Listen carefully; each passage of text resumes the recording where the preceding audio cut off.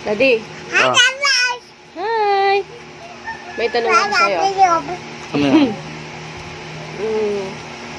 ano yan? Halimbawa wala ako dito sa mundo, hindi ako pinanganak sa mundo. Ah, Mamahalin mo pa ba ako? hindi ka pinanganak sa mundo. Mm.